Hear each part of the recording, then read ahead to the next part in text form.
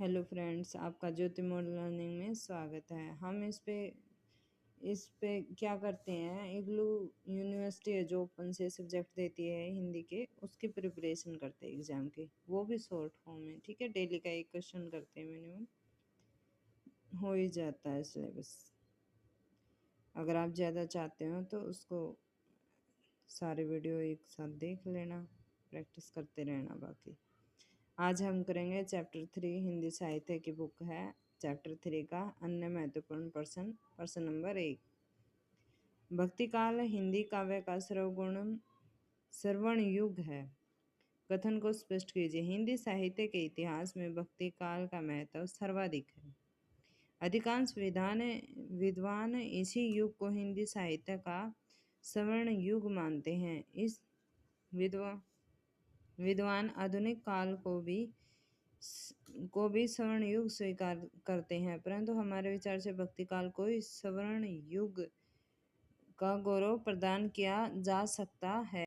हिंदी साहित्य के आदिकाल को यह गौरव नहीं दिया जा सकता। आदिकाल के साहित्य में तत्कालीन राजाओं के जीवन की विजय गाथा अंकित है। इस युग की अधिकांश रचनाएं प्रतीक्षित एवं अर्ध प्रमाणिक है। कुछ रचनाएं उपलब्ध नहीं है। इस युग के साहित्य का उद्देश्य राजाओं की प्रशंसा करना तथा उन्हें शस्त्रों से युद्ध के लिए प्रेरित करना था।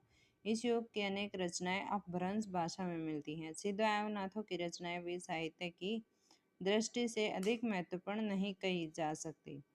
हिंदी साहित्य के रीतिकाल को भी स्वर्ण युग नहीं कहा जा सकता। इस काल के साहित्य में कवियों की दृष्टि नारी सौंदर्य पर ही केंद्रित रही है। इस साहित्य में लौकिक प्रेम के रंग बिरंगे चित्र देखने को मिलते हैं। रीतिकालीन कवियों ने रस, अलंकार आदि का भी सुंदर निरूपण किया।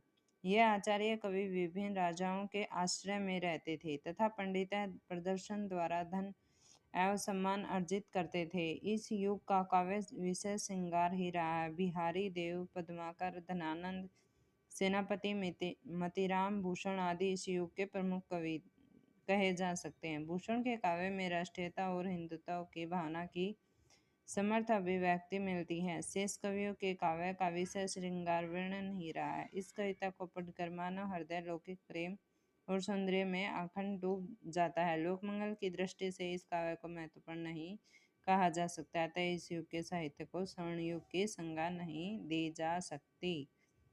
ठीक है। आधुनिक काल का साहित्य विषय वैदिक की दृष्टि से अन्य महत्वपूर्ण है। इस युग में गद्य साहित्य की रचना वैदिक मात्रा में हुई है। कविता के अतिरिक्त नाटक, उपन्यास, कहानी ये कर